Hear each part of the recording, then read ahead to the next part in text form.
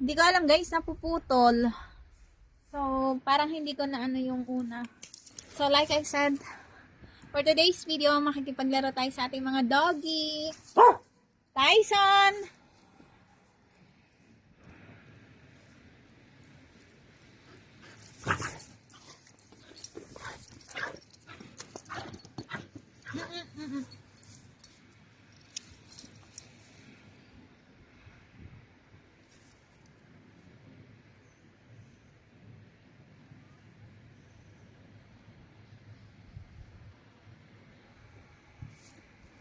Sit. Sit. Gantay lang yun lang yan. Mostly si Gio. Kasi si Gio, paborito niya tong dish na to. Ito yung kanyang comfort toys. So, kapag siya'y nalulungkot, matutulog lang siya. Tapos, hawak niya itong dish na to. Pag kami nasa trabaho, ano lang yan, dadalhin niya lang to. So, pwede siyang magantay sa sasakyan basta nararamdaman niya sa katawan niya ito. Yan.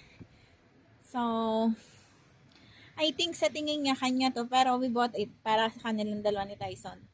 Kaya lang, ako sa kanya, basta kala niya sa kanya to. Si Tyson naman, parang matandang kapatid na nagpapaubaya. Kung ano lang gusto ni Gio, sige lang.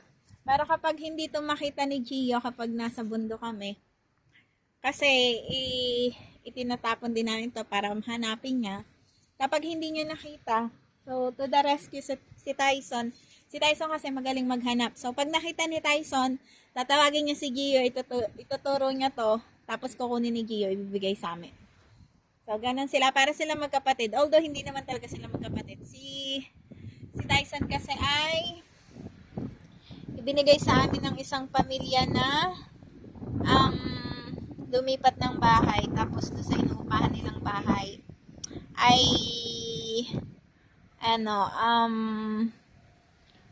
bawal ang aso. So si Gio sa amin talaga kasi sa amin siya lumaki. So meron na si Tyson nung dumating si Gio.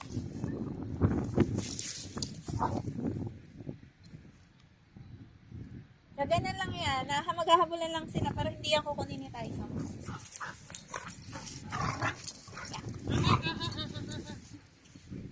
Tyson, get it. Get it, Tyson.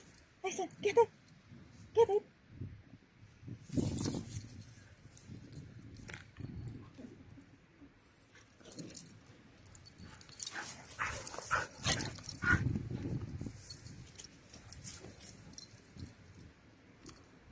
Gusto niya na sinasambot, minsan nga nagtataka kasi, oh my god, hindi ba nasasakatan si Gio kapag nasasambot niya sa bibig niya?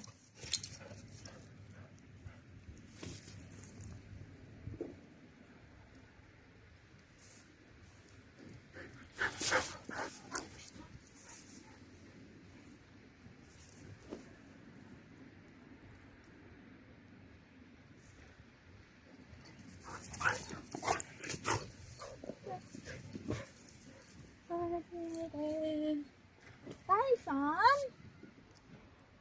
Come here.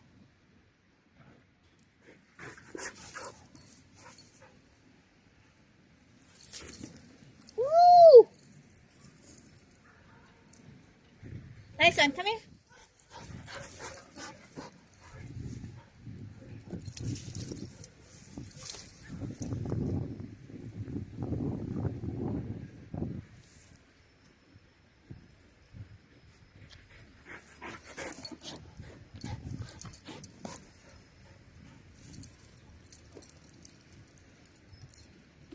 You see?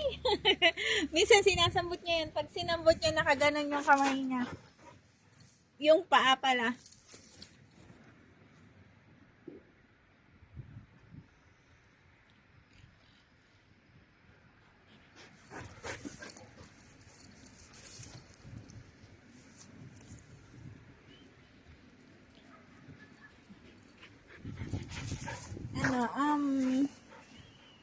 Alam niyo ba, ang Border Collie ay isa sa mga pinakamadaling turuan at pinaka matatalinong mga aso. So, si Gio at si Tyson, they are border collie.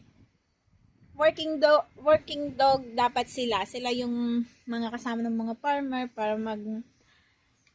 para magtaboy ng mga sheep, ganyan. Pero si Gio ay baby dito siya. Siya ay human dog kasi kapag kami kumakain, marunong siyang umupo sa upuan, marunong siyang mag-behave sa table, ganyan. So pinalaki namin siyang ganon. Si Tyson hindi masyado. So si Tyson ay everybody everybody like Tyson, but everybody also like Gio. Pero si Tyson kasi he like everybody also. Pero si Gio, siya, pag wala kami, nadidepress siya, na-stress siya, ganyan. Ayaw niyang kumain, ayaw niyang lumabas, nagiiyak lang siya, ganyan. Tapos hindi siya makakatulog kapag siya ay solo. Meron siyang anxiety, ano man tawag doon? Separation anxiety kasi never siyang nagiging alone. At saka lumaki na siya nang lagi kami kasama at saka si Tyson. So, hindi siya pwedeng mag-solo. Mag-iiyak yan, hindi kakain, magta-tantrums. Tapos, kapag nag-tantrum siya, nakahiga lang siya. Wala, para siyang patay. Hindi mo siya mapapagalaw or anything. Ganon siya. Or kapag siya'y nagtatampo sa'yo, kapag siya ay sinigawan mo, at siya'y nagtampo, bababa lang yan ng hagdan, hihiga lang yan doon sa carpet. Pagkatapos, para na siyang patay, wala siyang nakikinig, wala siyang nararamdaman. Yung mata niya lang ang gumagalaw. Ganon. Gio, hik! Tapos, kapag siya ay yung nititis mo kapag binibiro mo siya about sa food. Kasi lagi namin siyang pinaghihintay bago kumain. Kapag binibiro, siya, naglalaway. Pero gustong-gusto na niya. Pero meron siyang behavior. Hindi siya kakain hangga't hindi namin sinasabi na pwede na siyang kumain. Napaka niya doon, yung pagsunod sa rules na yun na hindi siya pwedeng kumain kapag hindi niya naririnig yung Gershuel. So, Gershuel, Gio, ganyan. Tapos saka pala siya pwedeng kumain. Ooh!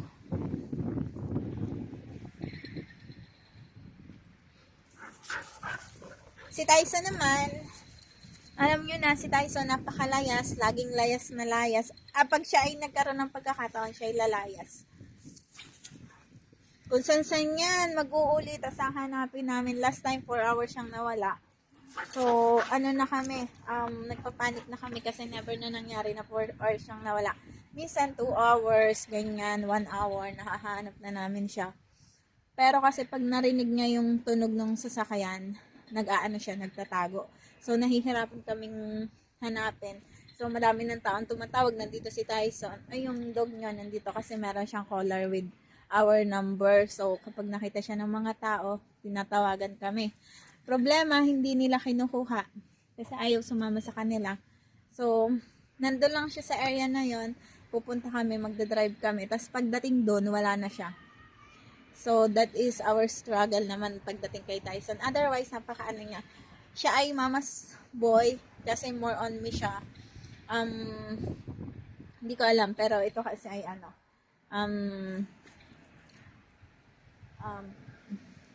I don't know how to say it. Pero, si Tyson kasi ay hindi pwede na matatagalan na hindi niya ako nakikita. Kasi pupunta siya dun sa isa naming bahay dun sa Sandaba. Tatakas yan. Woo! You see, guys? Almost. He catch it almost.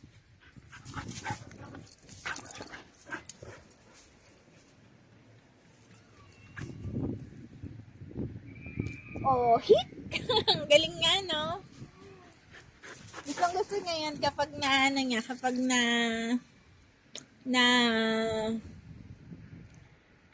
nasasambot niya. So, pakita ko sa inyo si Tyson, guys. Ay, hindi ko pala pwedeng yan. Si Tyson nakaupo lang kasi yun.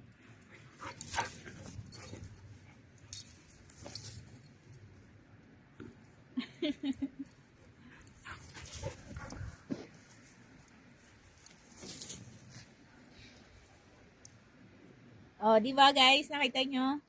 Nakatch na naman niya.